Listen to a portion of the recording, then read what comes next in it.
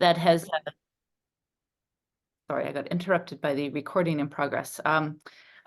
We invest institutional scale capital into sustainability-driven real assets. And historically, that's been two main investment strategies, controlled environment food production, which includes aquaculture, and carbon transition infrastructure, which is very focused on biofuels and anaerobic digester technology. So I have the fun job at the firm of being asked sort of what's next for our funds, what are the areas we should be monitoring and potentially investing in. We actually made our first aquaculture investment towards the end of last year in Ensenada. We're building a nursery, and very excited actually to learn a lot more about seaweed and algae. It's been on my radar for some time, not a technical expert in the subject, but approach it with sort of an investor lens, and am looking to learn more from Peter and Rob and Andrew as to when this particular sector might be ready for our capital. That's outstanding. And I was just thinking there was another connection here, because in my head, I often think of Peter Green as the Henry Gordon Smith from Agritecture, but he's the sort of Henry Gordon Smith of Seaweed. I mean, he's got the compendium. He knows all the companies, all the investors. He plays a role in all that stuff. And if there's one person on the planet I would go to for any kind of macroalgae question, it's Peter. And I was fortunate enough to have a webinar with him on the state of the seaweed industry last year. And it was interesting. And there's probably a few points we need to catch up on later. But Peter, why don't you tell folks, how did you get into macroalgae, and who are you? What do you do? Yeah, thanks, Andrew. You're far too kind with your introduction. My name is Peter Green. I run Paxtier as an algae, seaweed, and microalgae newsletter. I work for Hatch Blue as a seaweed advisor and project manager, and essentially helping on investment advisory for VCs, aquaculture funds, development organizations, and NGOs on seaweed mainly. But we do have a few plays in the microalgae space, like Brilliant Planet and Quinlay Agro Systems. So few pies that we play in, but a fan of this space, and love most of the teams working in this industry, including industrial plankton. So very excited to see these guys in here today and learn more about what they're up to. Well, that brings us to the star of the show, doesn't it? So when I was at the World Aquaculture Society, of course, my first thing I do is go read the poster boards and find out what college has what IP. They don't understand what they're sitting on, and how can my corporate friends then acquire that IP and license it and do all kinds of fun things with it. Then I go to the classrooms and I learn. And the third thing you do is you walk the vendor floor. You say, okay, who has spent money here to support my education? And I walk around and thank all the different vendors. And I got to Rob's booth and I'm like, oh my gosh, this is like Star Wars. What is this thing? It's amazing. I don't even know what it does, but it's so visually stunning. It's like I mean, I won't go in superlatives here, but it's industrial design at its best. I mean, it's functionality and it's beautiful design. I'm like, what is this? Why'd you start this company? What's your origin story? And he told me the story, and I was like, oh my goodness, this is a remarkable story. So Rob, I'll let you introduce yourself, and if you would, just tell us how you started this whole thing. Where did this come from? Who were you before you started industrial plankton? Oh, yeah. I don't even know what story I told you at that point. I was probably just trying to impress you.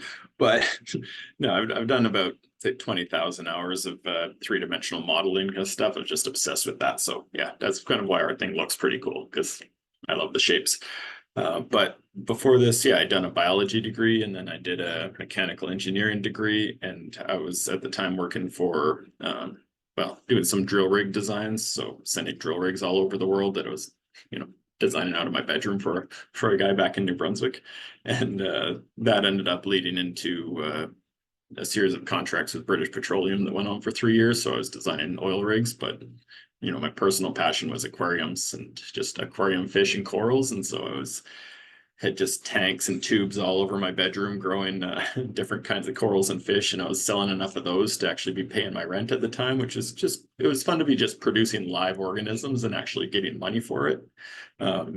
So I sucked as much money as I could out of the oil and gas industry at the time in terms of what I was contracting for. And then Ashley's a much more responsible person than me, so she was actually saving money. And so we dumped all that into industrial plankton back in about 2010 when we founded that. And it was perfect because I was graduating my engineering degree at the same time she was graduating her business degree. And we were going to business plan competitions and winning them, and everyone kept telling us, how great we were. Realized, 3 years later, I didn't know anything, but you come, business is an entire different skill set. But yeah, we came around really hard after the first 4 years, 4 years of R&D, and then. Well, I mean, not to interrupt you, there was one little piece that really hooked me in there at the show. And again, I don't know if this was frivolous or not, but you're like, I want to create a closed loop system that I can feed. And I'm like, oh man, but that's like the perpetual motion machine. That's sort of like the Valhalla of engineering, but you did it. And that's the amazing part. Anyway, I'll shut up, let you tell that little part, because that was so neat. Yeah. Well, I've got a picture that I'll show you in a second. And we did it, but it wasn't stable, we'll say. Yeah, so it was an algae system that feeds into a zooplankton system that then feeds into the system with baby fish, because you need the zooplankton for the baby fish, of course, but marine fish. And so the goal was, oh yeah, you plug this machine in and fish come out the other end. So it was like a trade in electricity for fish kind of a situation. I understand a lot more about math than I did at that point. So at the end of the day, it's still incredibly expensive to produce those fish, and you need certain inputs. But yeah, we spent a year on that and about $100,000. And then at that point, we realized, okay, the algae component has to work super well, or the entire rest of the chain of events. If the algae dies, then your zooplankton die and your fish die, obviously. So really, it's all about the algae to get a stable foundation. And we realized that was the same problem that aquaculture has. And then we just focused on that single component, the algae production, and that still took us 6 years to get really nice and stable to a good product. So I'm glad we backed off of trying to do a full multi-trophic 3-stage ecosystem, since it took us 6 years just to make the first component work well. We're taking a crack at it now. When was that 6-year time period leading up to 2019? When are we talking about? Yeah, so we founded in 2010. So by say 2016, I think I had a product I was quite proud of. Yeah, and then in 2017, I have a bit of a short slideshow I'll show you in a minute, but yeah, then we transitioned to what our current product is, which is about twice as productive as our original. Yeah. I thought again, I'm a little bit of a geek here, so I've watched your old YouTube videos, and I love seeing the old units that are still working. I mean, for me, again, that's engineering is best. It looks beautiful, but it's really built to last. That was, anyway, again, fanboy moment there. Oh yeah, our very first client, Nova Harvest in Banfield. We have 9 of our units now, and they had retired our 2 original units last year because they didn't have enough room, and they wanted the new ones that make twice as much, but they were still working at the time, which was pretty incredible. Since think back to what I knew 12 years ago, and it was a lot less than we know now, we'll say. Well, that's excellent. I appreciate it. And I think you have a slide deck too that you're gonna pop up here, and then Kimberly and Peter, I'll let you guys chime in as we go through that portion of it. Sure, you want to start that now, or? Sure. Well, I mean, I think also too, Ashley, I'm going to call on you here, because are there any parts of the story here that you need to fill in a little color on for us? No, I think Robert's got it. I'll chime in as needed. We also have Sean, one of our other co-founders, on the call. All right. Well, Sean, if you want to speak up as well and offer any color or perspective on this and the history of the organization, because I think it's a fantastic story. Yeah, it's like those first 7 years were pretty traumatic. Sean and I were working 70-hour weeks, and Ashley was doing her best, but she doesn't build stuff. So Sean and I are there bleeding, and but she kind of evolved into this, like, we'll say, incredible networker. She's such a wonderful people person, and I'm the exact opposite. I'm a pure introvert, and I'll just hide out in the back and build stuff. And so, yeah, we made a good team. And then Sean ties it all together with the customer support aspect, and also the really in-depth of understanding of algae production at customer facilities, because he's got direct connection to hundreds of people all over the world. And yeah, it's kind of incredible being this kind of nexus of information. You just suck all this information in from literally the entire world, and yeah, feeds that into product improvements. So, yeah. Took a while to develop that net, but yeah, it's there now.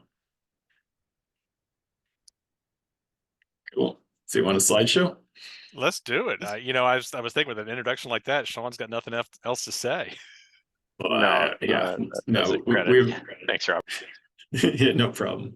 I'll say I'd be lost without him, but the same as Ashley. The three of us are kind of like a three-legged stool. Say, yeah. So I'll share this screen. Do you have any units in North Carolina? Do we, Sean or Ashley? Yeah, we do. Yeah. University of Wilmington, North Carolina, Nice. doing their hatchery breeding program there. Yeah, I've stopped keeping track because you'll see our map in a minute. Can you see my screen? Looks good. All right, so I mean, I welcome, guess the industrial. name is pretty self-explanatory, right? Is any other thought behind the name? Well, we weren't sure at the time. I mean, it's hard to pick a name that's going to last forever, but we knew Plankton encompassed the things we were interested in. And we did put a bunch of work into the zooplankton system that we might come back to, but our algae systems just ramped up so heavily that we literally haven't had time to finish our zooplankton system. But I wouldn't be that surprised if we come back to it because we have a lot of people asking us to finish it. But right now we've been growing at, for the past 6 years, we've been doing 30% CAGR, which is pretty incredible for we're a tech company, but we're not like a SaaS tech company. You can't just like click and send out more of these units. I mean, there's a lot of ramp up involved. So yeah, 30% year over year is, we'll say we're quite proud of it and running at a fairly breakneck speed in terms of growth. So I haven't had time to come back and finish the zooplankton system yet, but we put a couple of years and $500,000 into developing it. So it's not too far off, but I got a lot more interested in seaweed because I think it's got a lot more potential to save the world. So that's what we've been focused on recently. Yeah, so the company vision is the world's in trouble and we can help. Yeah, so we don't directly fix things, we just provide the foundation for them. So we provide the foundation for sectors that impact climate change and sustainable food production. And actually did the math on how much shellfish we're supporting right now based on all the shellfish hatcheries that we're in, and came out to 11 million kilograms of protein that are being produced based on things being fed in our system. And that was about 400,000 people worth of protein per year that are being produced. So it started to make me feel pretty good. And then obviously we're going to ramp it up to 8 times that in a few years. But either way, feeding 400,000 people is a good start. Obviously, there's a lot of other people involved in the chain of events that goes into that, but we're at least providing foundations. And yeah, in the super early days, and this is actually when I met Sean, we were both aquarium nerds and we were just working on these artificial ecosystems, different types of seaweed. There's probably 4 different kinds of seaweed in this system alone. Coral propagation, just way back in 2006. A quick question: were those coupled or were they decoupled? Coupled, so yeah. So I didn't actually change any water on this system for an entire year. So this is why I started to get interested in self-sustaining ecosystems, because I realized, well, you can keep this elaborate ecosystem going with all these different animals and not change any water, and so the nutrient cycling was all good. Learned a bit more in later years about why eventually it will fail, but either way, it ran great and was pumping out all kinds of corals. That's great. Anyway, I love that's the stuff I love. Thanks. Yeah, I mean, and we were poor, so everything was built out of 2x4s, and these are actually, some light reflectors made out of beer cans because aluminum was, you try to make things as cheap as you can when you're a student, and still actually, but back then $100 was a whole lot of money, and so yeah, 2010 we founded this, and this is Ashley and I looking pretty young with our multi-trophic system. So this was algae that fed into zooplankton that then fed into this fish breeding system. So the adults got held in one area and the babies got filtered out and were fed the zooplankton, and then you could take them to the pet store. And so our original goal was to make it so cheap to produce these aquarium fish, like found fish, that type of thing, that people would stop pulling them off the reefs, because we were really interested in, ocean health. And we thought, okay, this is a big impact of the reefs if people are pulling hundreds of thousands of fish off the reefs every year. So we thought we could undercut it by automating the production of them. And the kind of amazing and fitting part is that a bunch of years later, it came full circle, and there's 2 major fish production companies that now use our equipment to breed tropical marine fish. And so I didn't even have to do the fish breeding. I just had to make the equipment and make someone else easy for them to do it. So that was a really nice moment for me when it actually came around and I am helping the reefs like I originally thought it would.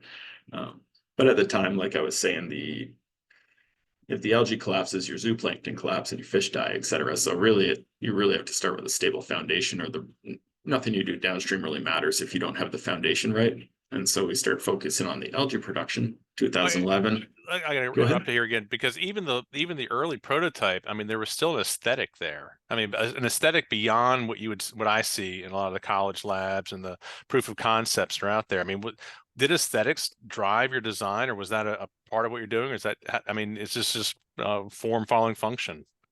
Yeah, form following function. Because I mean, at this point, I'd done say 10,000 hours of three-dimensional modeling and built all kinds of things, and this is just the most efficient way to make something, and it happens to look cool. And obviously you put some curves on things and whatever, but no, this is just the best way for it to be. So this is how it was.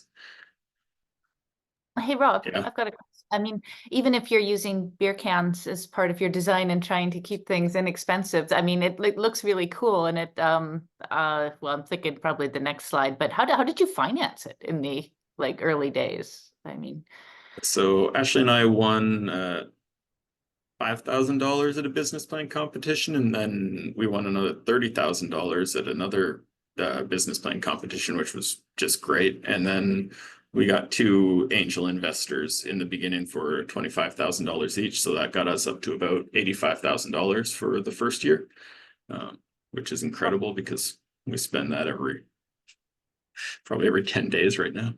But yeah, either way, 85 grand got us through the first year with Sean and Ashley and my salaries, and cheap rent, and being incredibly frugal and paying ourselves minimum wage, we'll say. So okay, yeah. thanks. Yeah, so some minor investment and it was nice that winning those early business plan competitions made a big difference, because obviously it de-risked it a bit for investors. They think, okay, at least you're a bit serious. And but still, in hindsight, we should have raised more money earlier so we could have moved faster, but we were a little bit, being a little bit cheap in the beginning. We didn't really understand how it all worked out, but yeah. Well, I think there's something to be said for being conservative. What you said earlier about just going with not the multi-trophic system, but the one piece of it. I mean, as an investor, I've had people bring really overly complicated systems to us, and I get nervous when people are hooking too many different biological systems together.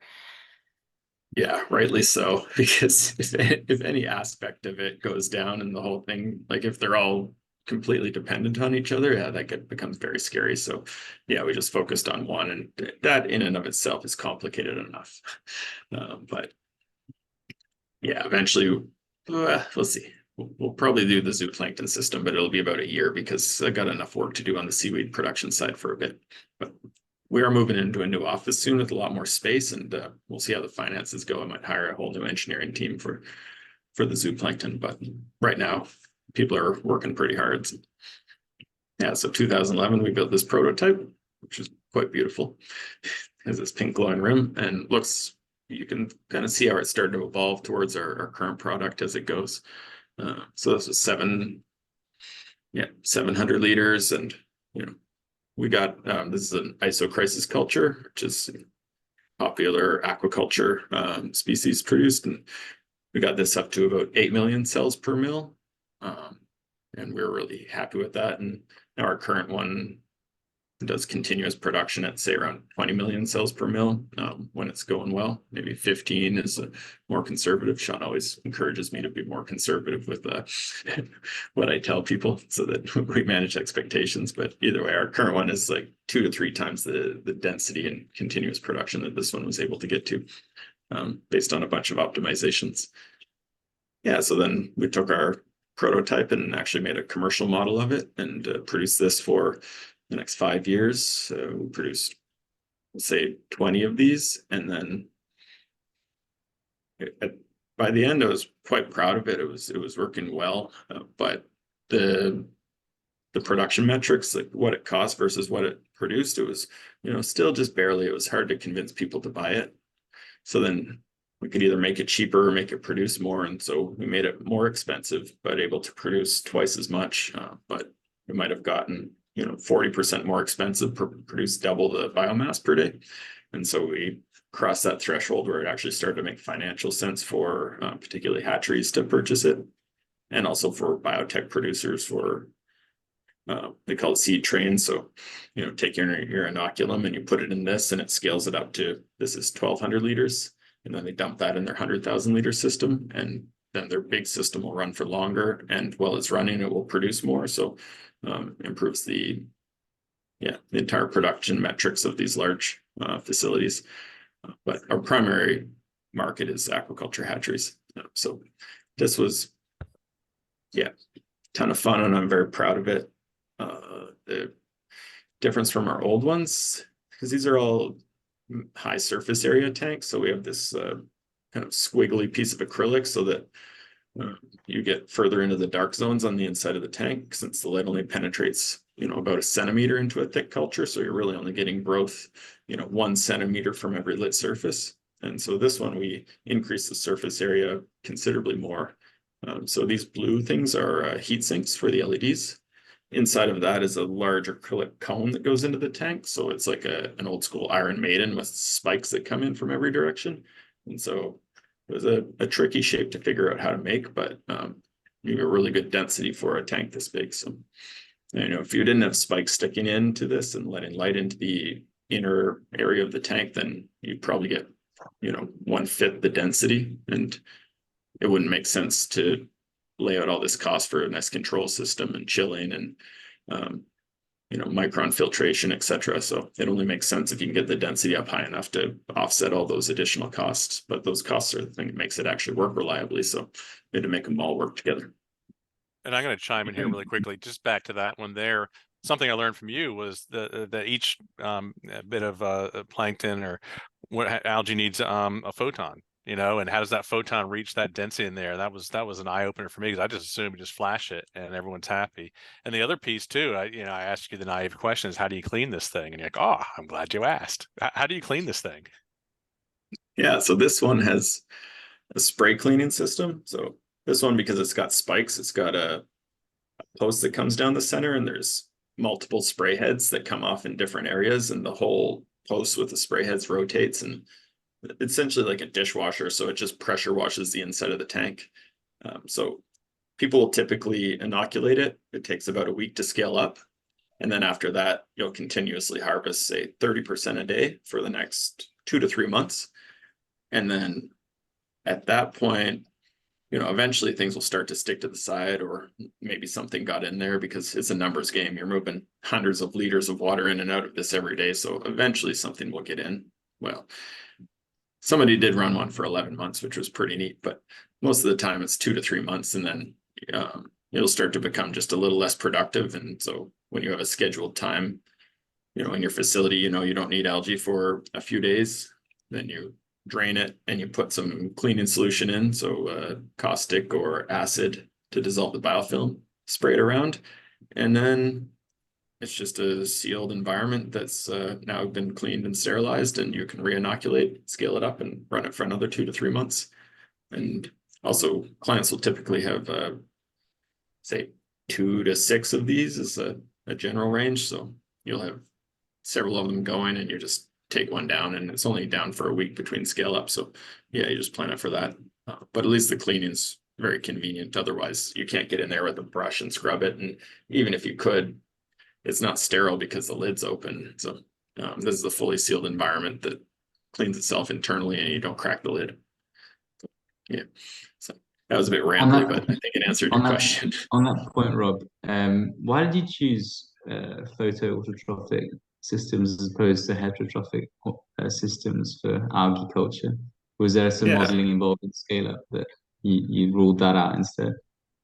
Yeah, well, these systems, our intent was to support aquaculture, and heterotrophic systems, you get to obviously incredible densities, 50 to 100 times the density, that type of thing, but they require, we'll say, laboratory conditions, and we're dealing with farmers, and they can they can barely prepare clean inoculum for regular algae production. If you need to provide like xenic cultures, like cultures that are free from other bacteria, that's incredibly challenging for most hatcheries and challenging for people in general.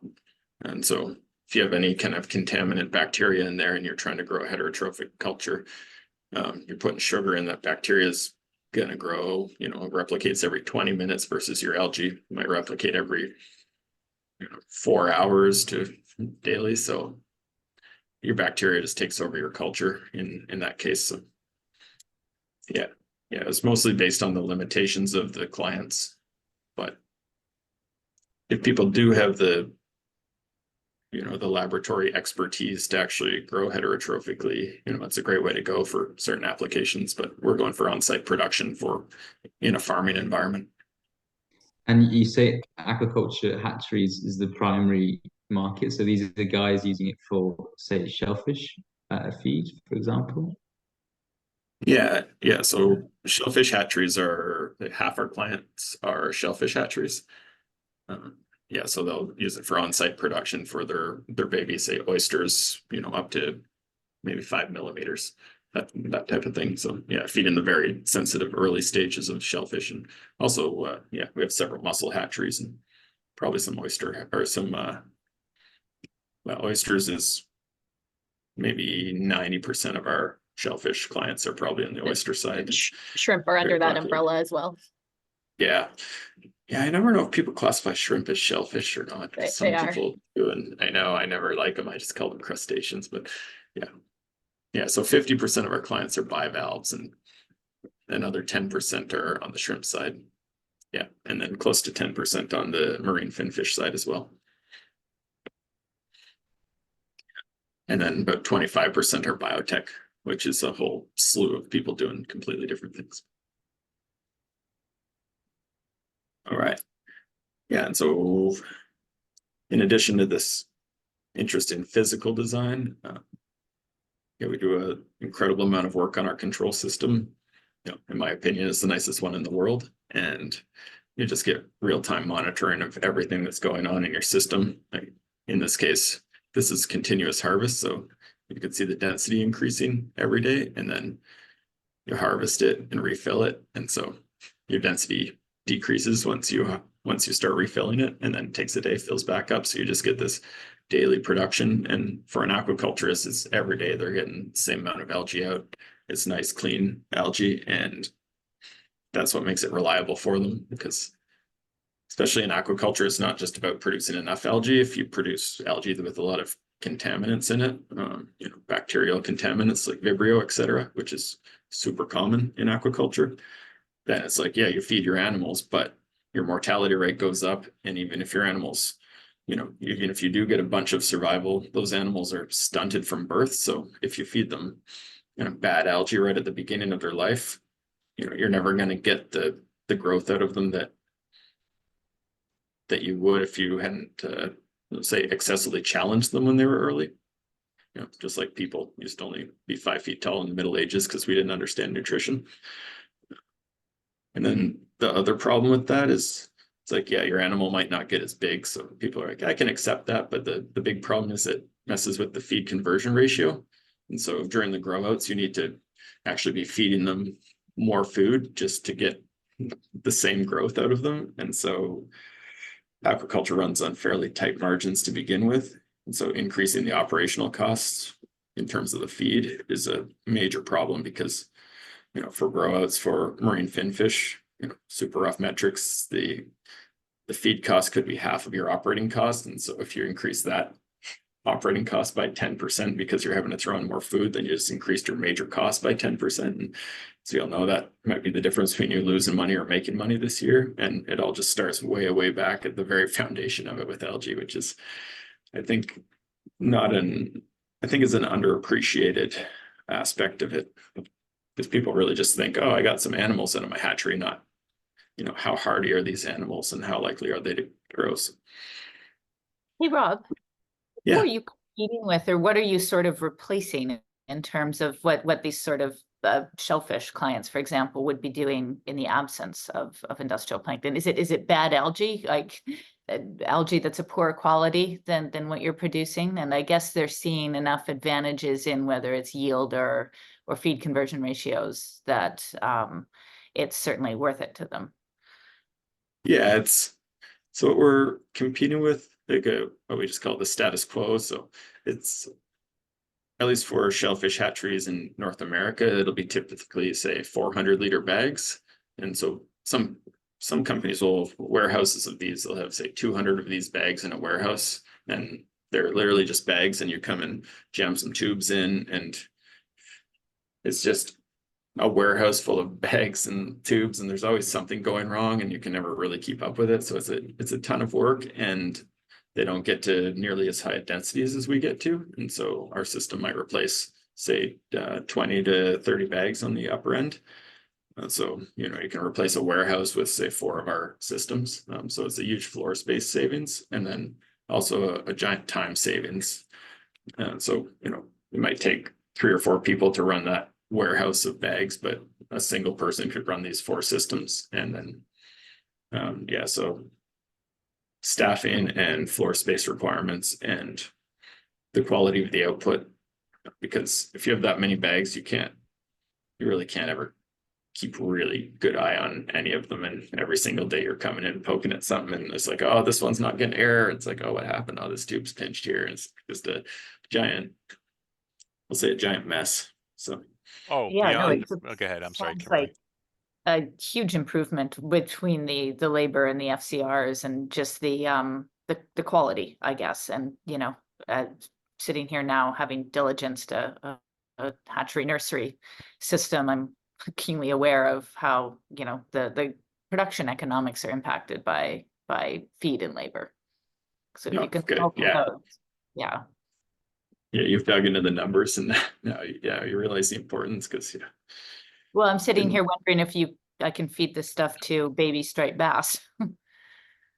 I mean, if they need algae, for the marine finfish, I mean, you're typically feeding it to the zooplankton that they'll eventually eat, but also the green water is another aspect of marine finfish hatcheries. So I'm not sure if the striped bass need green water, but it's a common thing you do in marine finfish hatcheries, where you dump a bunch of algae in with the tanks with the baby fish, and for whatever reason, they need it to survive, even though they don't necessarily eat it. And some people think it's a backdrop so that they can actually see the zooplankton behind it. And then, but I did talk to a hatchery that said if they don't put it in, all the fish just gather in a ball or ram themselves into the sides. So they just need that for some visual cue.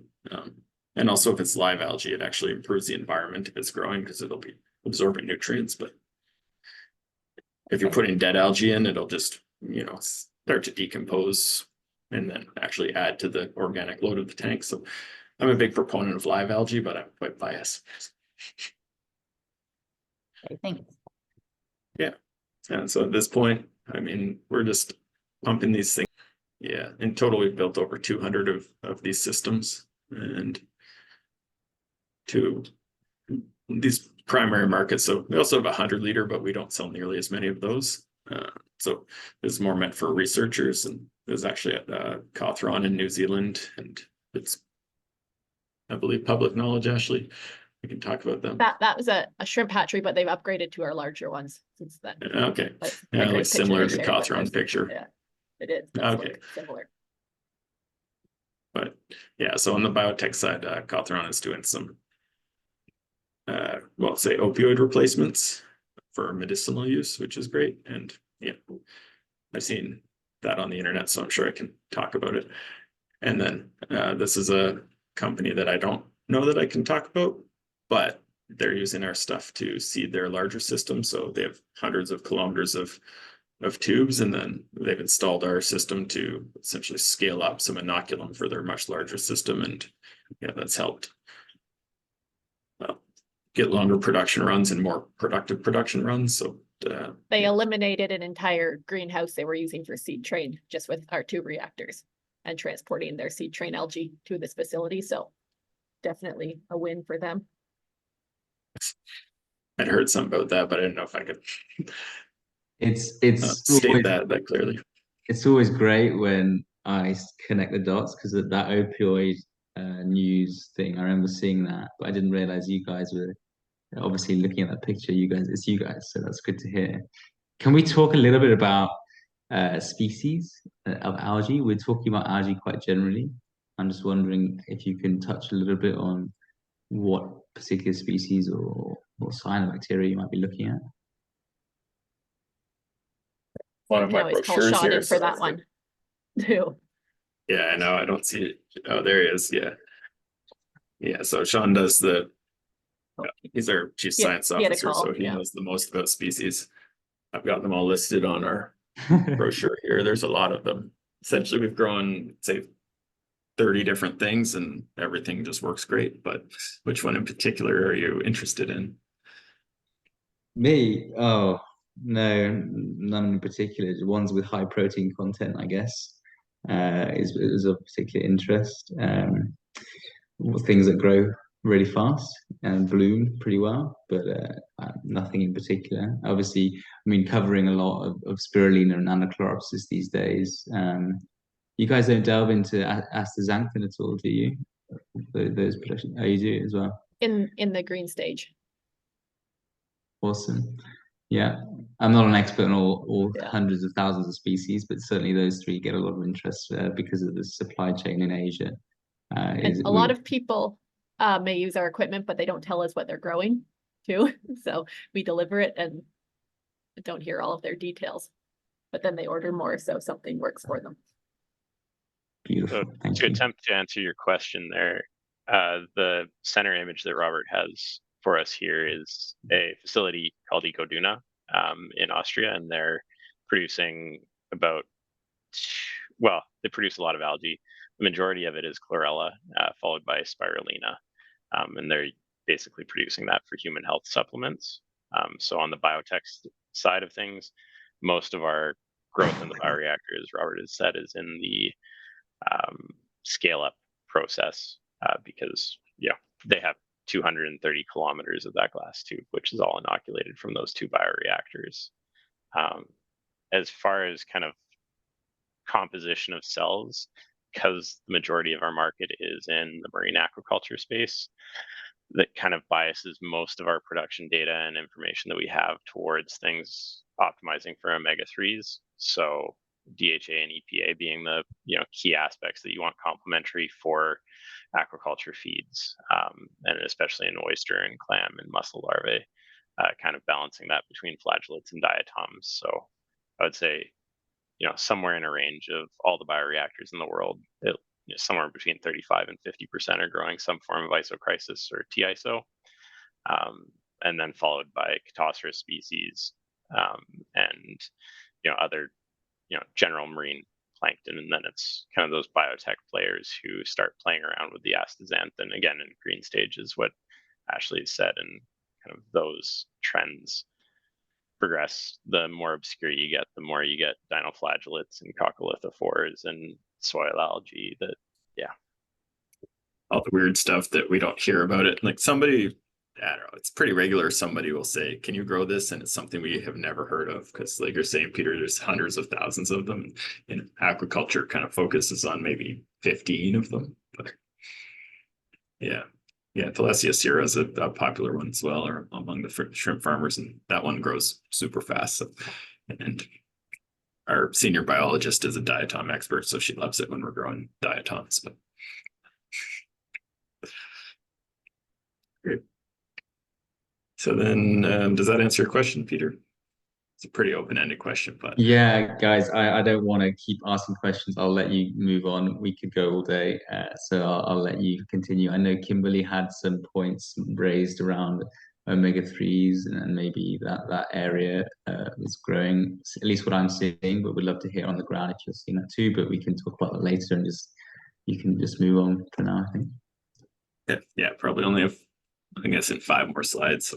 And then our last client base is on the aquaculture side. So we've talked a lot about that already.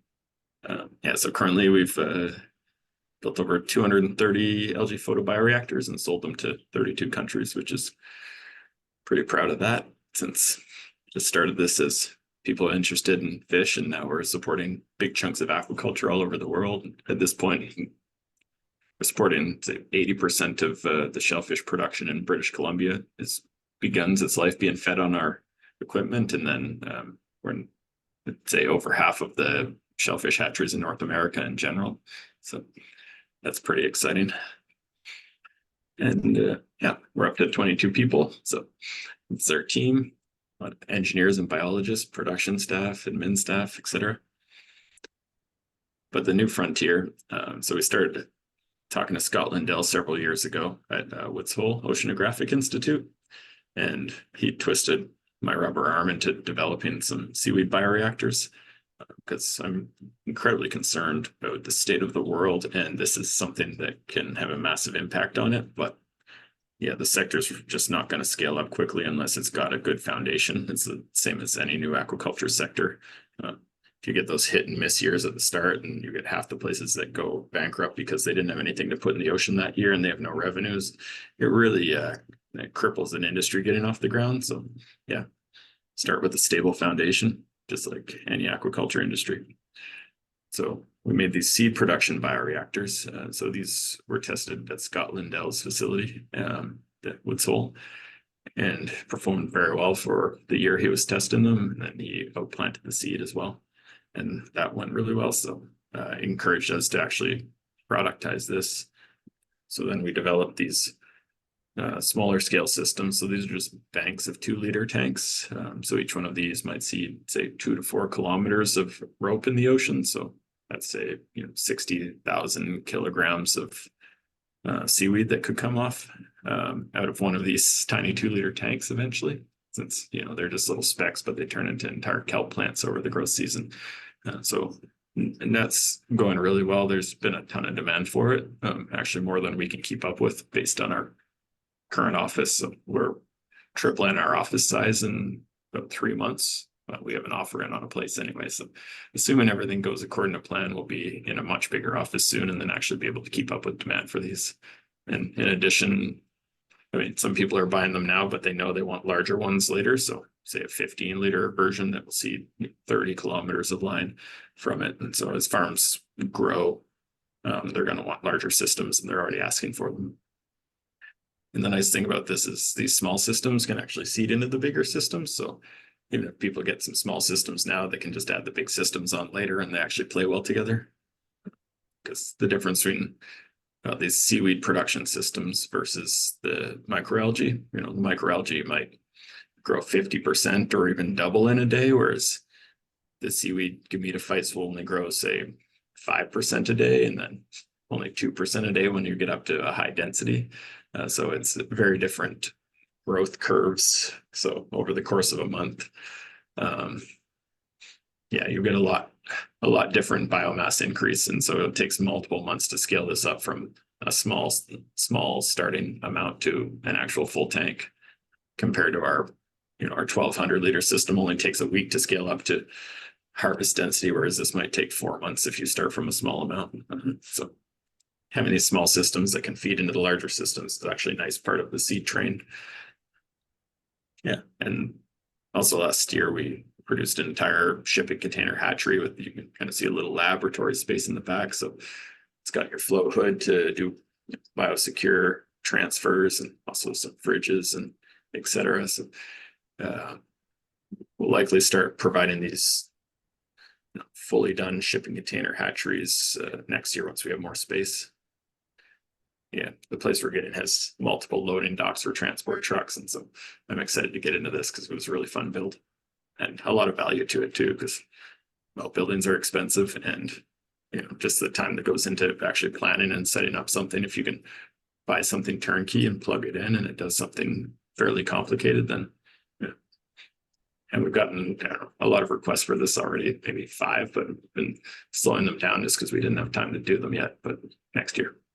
Well, and I think also, in all fairness, you're thinking about from the customer's perspective. From your perspective as a chief science, chief science officer, chief inventor, having another shiny object to play with, this has got to be a pure joy for you.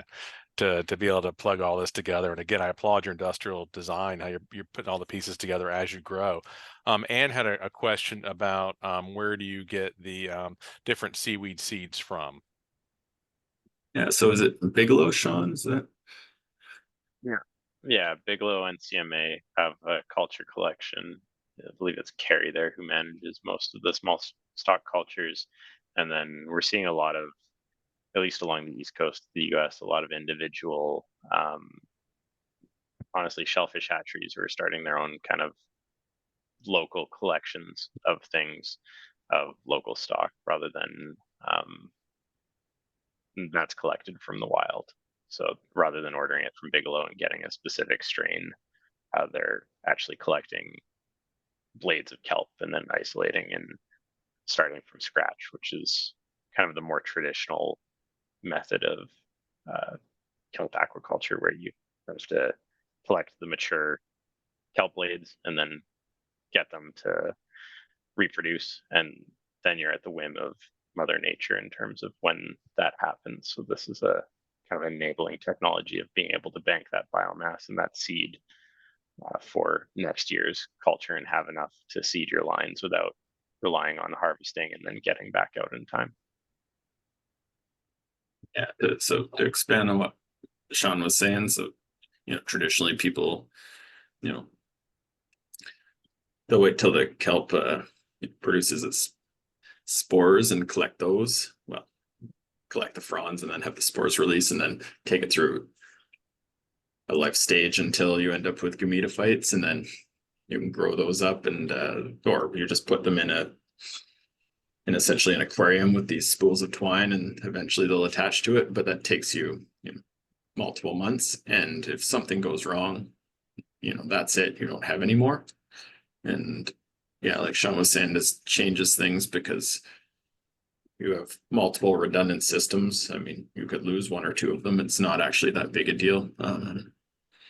And you can keep them going in perpetuity. So you're not stuck to this, like, all right, I collected them last season, and then I have to make sure everything goes perfectly until my next season when I have to use them. Instead, you just have all these banks growing. Some of these could be 3 or 4 years old. It doesn't really matter. So you're not tied to this, making sure it goes right every single year. Yeah. Check with your local regulators. Yeah, consult your local regulators. Sorry, Anne. Yeah, it was about regulation.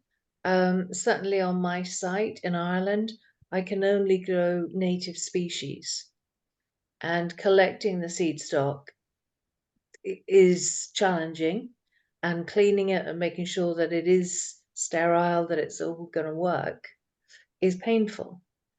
But that said, I would still like to use the local seed stock in the local water.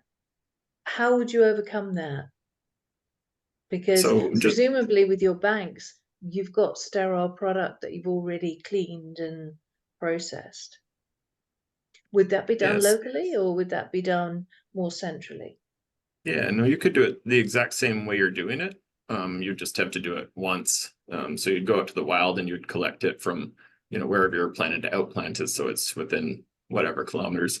Yeah, and then you grow it up to the point where you have gametophytes, and then you put these gametophytes in here, and then you can just keep them going, get a decent amount, split it into another tank, get some redundancy going, and then you could just keep those going for years from your original seed stock.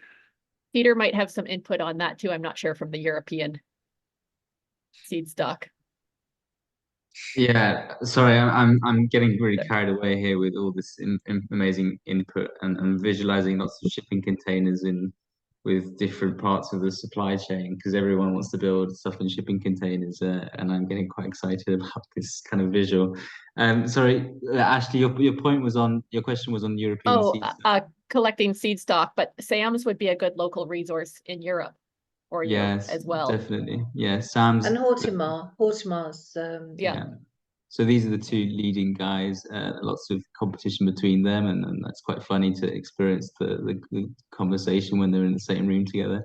And but yeah, they don't have this kind of setup, which is seems so compact. It's way, like, I remember visiting Sam's, and you're going through 3-5 different rooms, different lights, like red light, blue light, yeah, and then these strands, the twine and everything. We have that in Bantry Bay.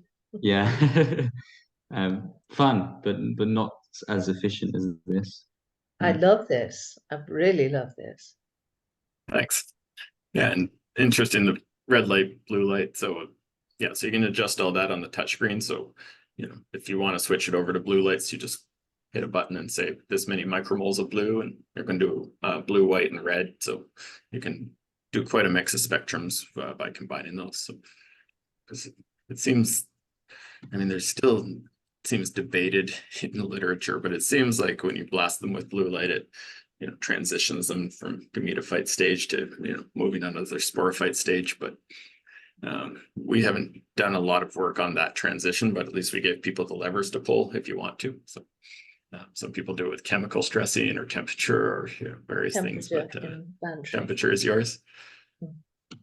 So you take the seed, and then you have do you have an earlier stage where you're just helping the seed get to a sort of mass stage, and then putting them into these boxes, or is it literally all there? That's the whole chain right there. So these things are primarily meant for gametophyte production. You can put it in at an earlier stage and they will eventually become gametophytes. And then when you want to switch them to sporophytes, you can also do that within the tank, but your entire tank, you're going to switch over to sporophytes at that point. So then you have to harvest them and use them. But some of our clients have been painting the gametophytes on and then leaving them in the aquariums for a couple of weeks, and that's bushed up really nicely. And that seemed so simple that it might be my preferred solution now, is just to do the sporophyte transition in an aquarium, similar to what they do now. But you can also do the sporophyte transition within these, and then you have to paint them onto your line or twine, however you'd like. And people are experimenting a lot with different kinds of glues, agar-based glues, biodegradable glues, etc. But the person who showed me these pictures that looked really impressive, he literally just took the dry twine and some gametophytes and painted them on with the painter's brush, like with no adhesive whatsoever, just onto dry twine, and then put them in the aquarium. And then 2 weeks later, everything was looking nice and green and bushy. I was like, okay, that's so simple and straightforward. Maybe we'll avoid the agar glue related stuff. And you can put the twine in the seaweed soup. They love to hang on to it. Yeah. I mean, if you could potentially put twine in here as well. Yeah, directly.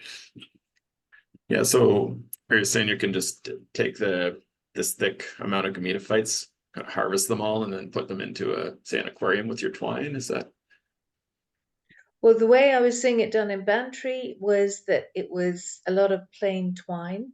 I've seen the painting on method, which was very effective, but this seemed to be more functional for higher volume, where the twine was on a spool and the spool was lowered for a fixed number of days until the gametophytes actually hung on to it. Okay, so we can just we've had some successful grow out based on that. Okay, perfect. Yeah, so we haven't done that downstream stage yet. We're relying on the expertise of our clients and the industry for that. So, but yeah, eventually, like you're saying, for larger scale stuff, you need to do something that's low labor and effective, and that does sound like an interesting approach. And eventually, we'll probably make the system to make that easier based on users' recommendations like yours. So pretty much, I want to just automate everything for everybody, but there's not so many hours in the day. Cool. That's actually the last slide. So if you guys want to talk about this for any longer or anything else. I do want to make one quick point. I can't remember if it was when we're at the trade show or if one of the videos I watched when you talk about your control panel. I mean, it really, if you do get a chance to see it live or watch one of the videos, I can't remember again if it's one of the YouTube videos, take a look at that. It is fascinating. So again, accolades on the design side. But yeah, we can open this up now to some questions here, and people want to chime in. I know Paul had something to say about a conference coming up there. I had a question too, just around sustainability. I'm a big believer in controlled environment food production in general, having a role in climate solutions, whether it's lower water use, higher yields, better, healthier products, a lot of the advantages that you've got with industrial plankton.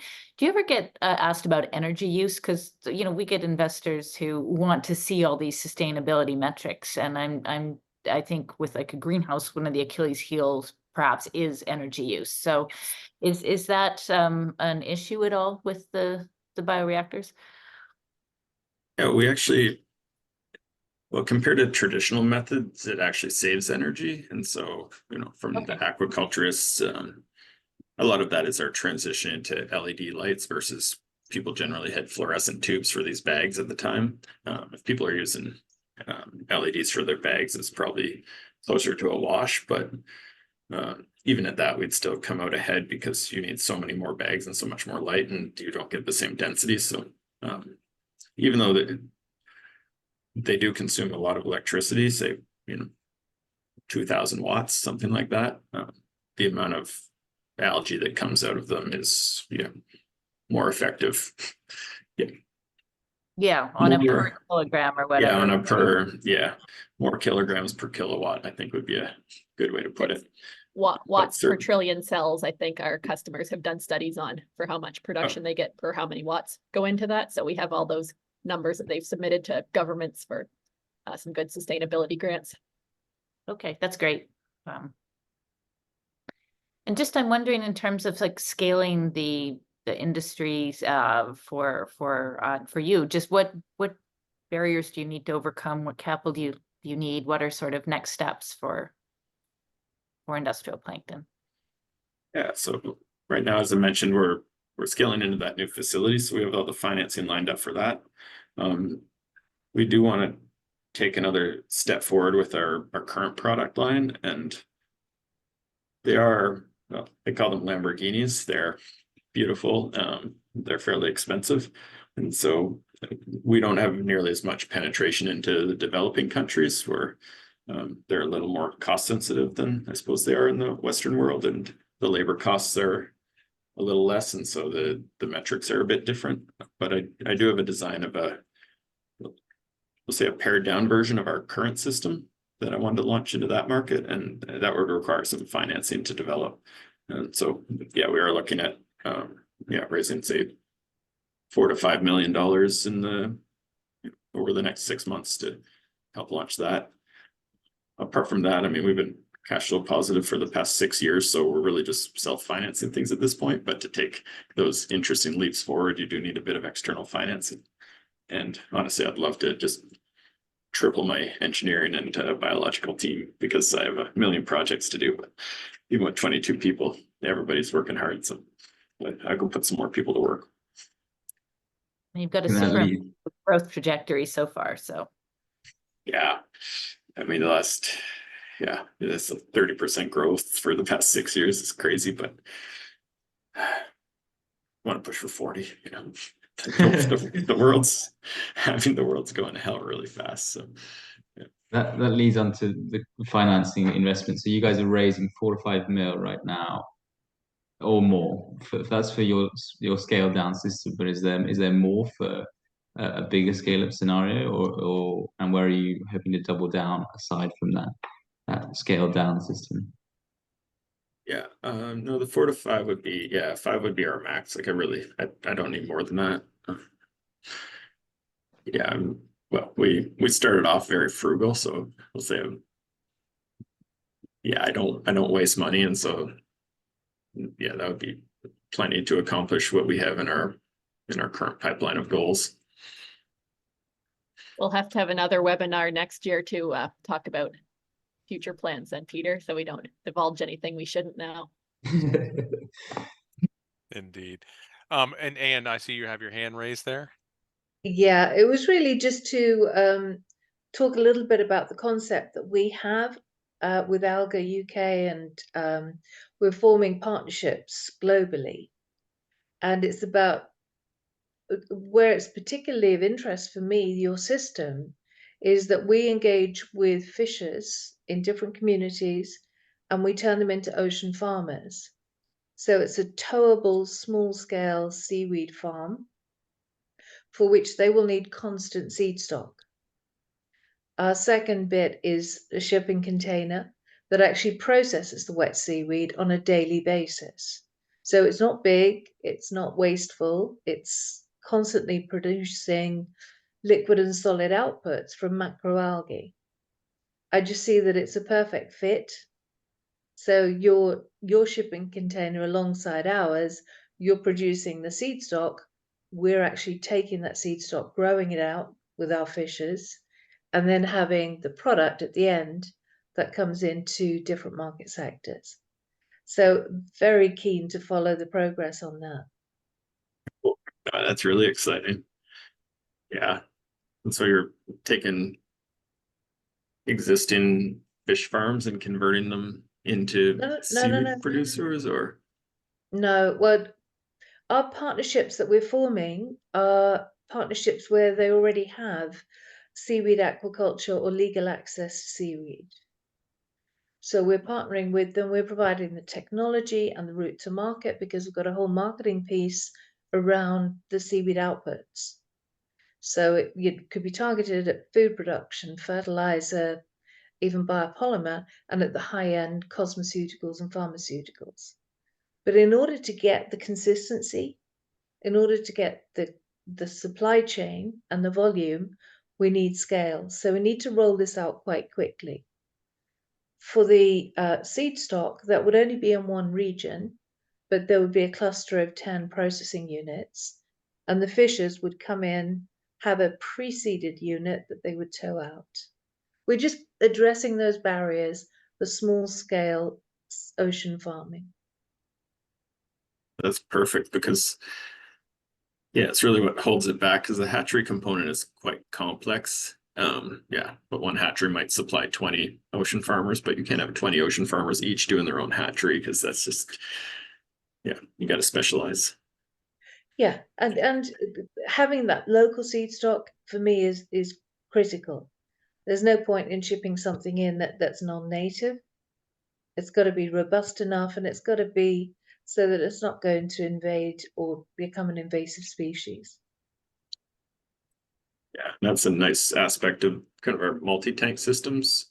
Even if you did have a centralized system, I mean, you can label them and make sure this seed came from this area and that's where it's going back out to, and you don't mix those ones up. I loved it. As soon as I saw it and I got my head around it, I thought, yeah, that's a perfect fit.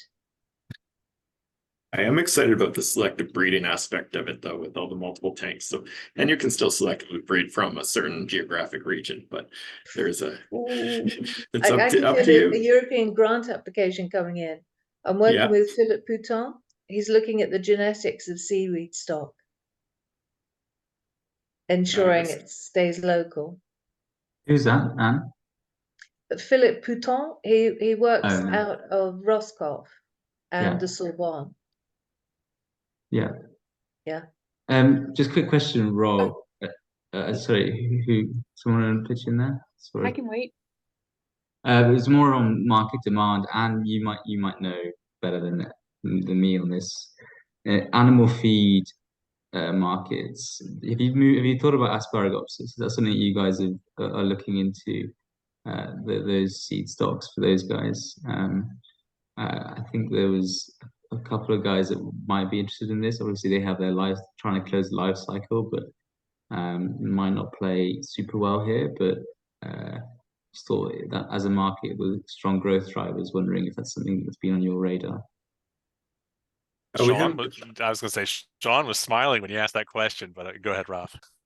Yeah, no, we have a couple of clients who were trying to use our larger systems for that before we even had these smaller seaweed systems. So there's certainly a demand for it. I don't think we've sold any of our small systems to Asparagopsis yet. We were mainly focusing on kelp last year, but right now, I think Asparagopsis is just kind of figuring out its metrics, and this would be actually an incredible tool to help with that. You get multiple systems, you can run them all at slightly different environmental parameters, and yeah, so it's a great tool for that.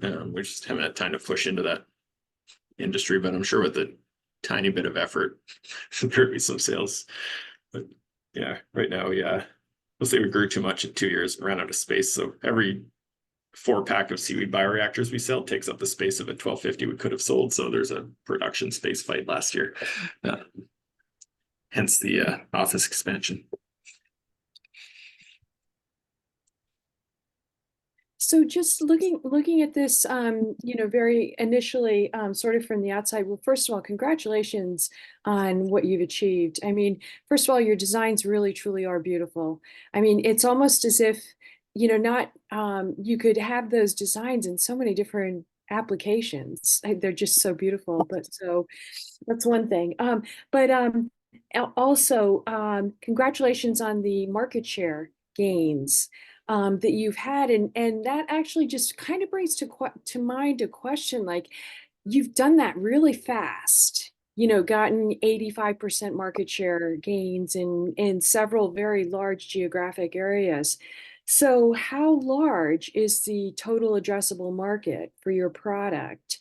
And then, I mean, maybe this goes back to what Ashley was saying before, is that you have much bigger plans down the road. So there must be another end market I would think that you're going to use your facilities for. I don't know if that's the appropriate question, but it does kind of call to mind how quickly you've captured that market share. And then I guess just another thing is it's also impressive. What do you actually guys worry about? Climate change. Well, yeah. But I mean, from a business perspective, yeah, from a business perspective, is there competition nipping at your heels? It doesn't seem like it, but no. is there? I'd worry about like all the wars going on, global perspectives, taking money away from countries doing specific R&D and diverting that money into military operations. So that's what I would worry about, people just not doing anything to do for the environment for the next handful of years. That would, cripple our sales as well. Sorry, Robert, you can go, but that's top of my mind. No, that's a great answer. And yeah, and that's what I'm particularly concerned about. Yeah. Have you seen that in the past year? Yes. So even though you're growing at 35% compounded annual growth rate, you've still seen the political ramifications? One of our biggest clients was in Ukraine. Oh. Yeah, that's a good point. Yeah, they were doing fertilizer. Actually, I probably can't talk too much about it, but yeah, fine. Either way, they got destroyed in the war, and they were a wonderful client, and now the reactors are gone, and yeah, so yeah, there has been a direct ramification, and that really hit home. And Ashley actually sponsored one of their scientists to get out of the country because all the banks were locked up. So yeah, that was a very personal experience for us. But yeah, like Ashley's saying, if global economy goes to hell and people aren't as focused on food production and the environment for a few years, and maybe sales drop by a third, that would be challenging in terms of cash flow. So yeah, that's a concern. But in terms of competitors, there's lots of bioreactor companies in the world, but nobody's made any meaningful headway into this market that we can tell, apart from us. Our main competitor, 99.8% of our competition is just the status quo, just convincing people to convert over to a newer way of doing things. So no meaningful competitors apart from that. Yeah, based on what I'm seeing as well, that a lot of them offer like a tech solution, but they don't really see it as a plug and play. It's like selling to university departments, but not necessarily to the really hot industry that's got a lot of market pull, like aquaculture. So a lot of photobioreactor companies saying like there's a small market here, and it's just a small market because no one wants to really implement this solution the way that you've done it. So I haven't seen anything on the market like you guys, so I agree with you on that. Yeah, I'm gonna echo the same thing. And I've been tracking you pretty much since I met you, and tracking the competition. You guys are the best of the best, and that's why I'm really happy to have you having this conversation.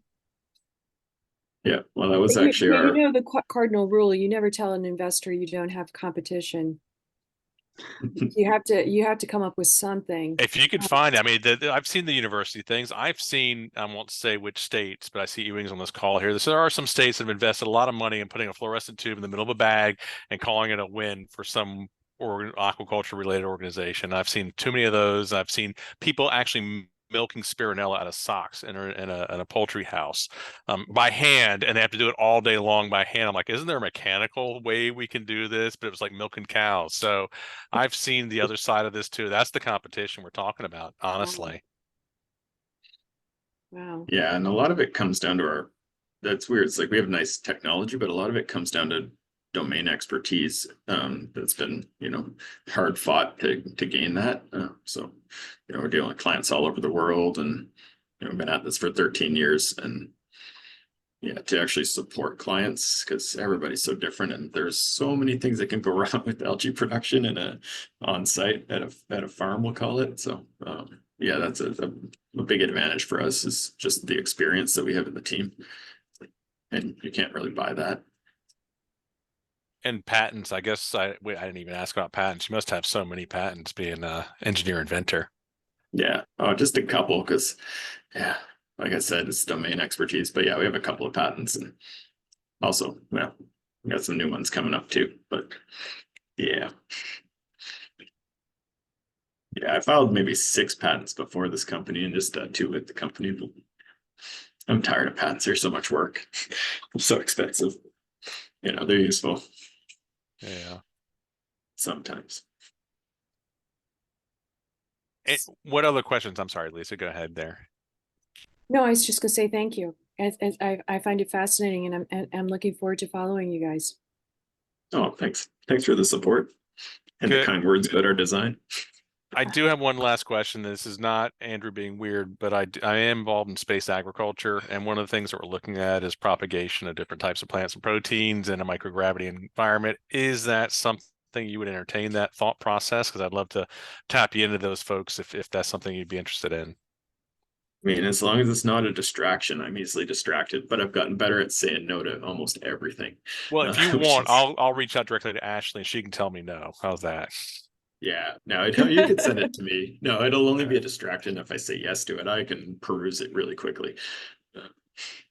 But something I do have to talk to Kimberley about eventually is the anaerobic digestion part, but it might be too long for this meeting. But seaweed biofuels, that's my as part of our pitch deck. I have I call it my skunks work, and it's 5 extra slides at the end of my pitch deck, and it's like, oh, let's do seaweed biofuels. And nobody at my company really knows. They thought we were developing this product to support the seaweed industry, which we are, and our seaweed bioreactors, because it's a great standalone product. It makes sense with our other product offerings, but they don't know that it's actually a stepping stone into mass scale seaweed biofuels for us. But I didn't want to distract them with that. People are easily just like scared. Now I'm really excited, but yes, for future conversation.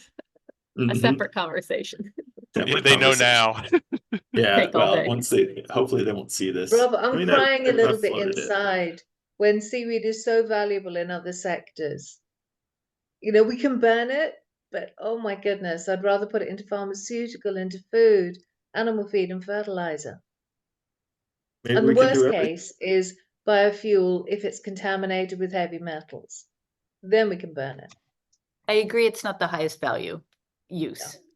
If we could. No, it's the lowest value use, but yeah, but we have seen a bit of a turn here. I think the last year, people have been coming back to it, and I wasn't expecting that, because we'd all but ruled it out. We basically ruled it out for the next 5 years, but there's been some positive signs, certainly, with sargassum turning that into methane. Exactly. And that's really, it's sort of tickled my fancy a bit, and I'm starting to look into it in a bit more detail. And there is something there that is more than just another hype cycle. There is, Peter, but what I would do is pull out the sexy bits as well. Take those out first, and then burn what's left. Yeah, that's the best way to do it. So who's going to yeah, build the watch this biorefinery? space. Yeah. Yeah. Yeah, no, we just burn the waste essentially, but Yeah. yeah, because I mean, every amount of, methane that we can, or natural gas, however you want to call it, yeah, any amount you can not pull out of the ground and create from a renewable source. Yeah, it's one of the, I've got a stack deep of different carbon sequestration things, and they all just are terrible. And this is the only one that I'm like, okay, this one might work, but it still needs 6 months of spreadsheeting before I can say yes or no. But as part of my raise, I'm going to get myself an analyst. I've always wanted one. So Rob, I have a question about biofuels. Yeah.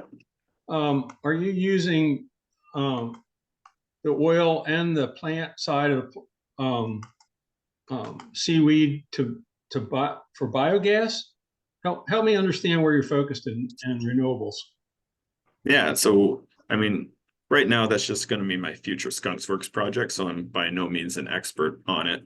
But yeah, it was going to be anaerobic digestion to biogas. And then the oil component for seaweeds is, I mean, compared to microalgae, it's very small, at least for kelp. From what I was reading, it's maybe 6% oil versus microalgae. You get the nice, really good strains up to say 50% oil. So the seaweed is more focused on, it's a lot heavier on the carbohydrates than the oils. So did that answer your question at all? It did. So your main emphasis is to burn the methane in an engine to create electric, or what's your thought on that?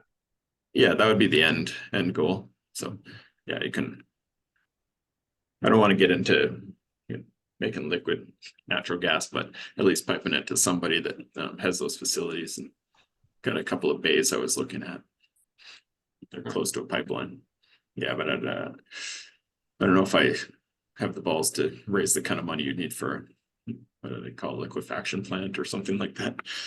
So What as far as animal feed companies, who are you working with that you're excited about to get into meat production? Animal feed companies. Ashley, do you know if we're working with any animal feed companies? Right now, it's more live feed is more so on-site production. So no big spreadings or whatever, the other Cargills. So we're not working with any of those. They don't need the live feeds that I know of. Yeah, so for our microalgae bioreactors, we're just supporting hatcheries with those. And then for our seaweed bioreactors, we're just supporting hatcheries, seaweed hatcheries. And I'm not sure where their end product is going. Some of them might be giving their end product to animal feed companies, but I'm not sure about all the end products. But we're working directly with any animal feed companies as of yet. Thank you. Well, I'm sure Andrew would like to hook us up with some, because he likes the aquaculture. I do. Well, I know where Ewan was going there too. I mean, we'd love to get omega-3 into the animal protein feed chain in a way that doesn't express itself in the product, the meat, the milk, or whatever, and smell, taste, or appearance. But I don't think we're too far, and certainly you have. Again, you're the first step in that whole process right there. And the one thing I know, this is a little bit off topic too, Kimberly. Before you go, where are we at now in feed ratios for salmon? I know we were chasing that 1 to 1.1, and I know we're getting pretty close. Do you know where we are? That is the latest information I have. I think it is pretty close. I can't wait to get to that 1 to 1. That's gonna be the most remarkable animal I've ever seen. I saw a 1.08 very recently. That was a land-based facility, but I've not seen lower than that. Maybe 1.08. Not lower. It's a 4-minute mile. Yeah, but that number is also misleading because they compare the wet weight that comes out to the dry weight that goes in. So this is what I learned. And I was just like, because somebody was telling me about a feed conversion of 0.9. And I was just like, how is that possible? It's not a perpetual motion machine. And then I talked to, I don't know if it was a guy from Cargill or something. He was like, oh yeah, it's because we measure the salmon, like, the weight of a salmon when you hang it up versus the weight of the food that goes in, but the food's dehydrated. So you're getting a lot of water weight in the final one. So I don't know. So yeah, it sounds like the carbon credit measurement system, doesn't it? Everybody tries to make things sound amazing. We but get yeah, off topic. Yeah. Yeah, I'm gonna hang on a second.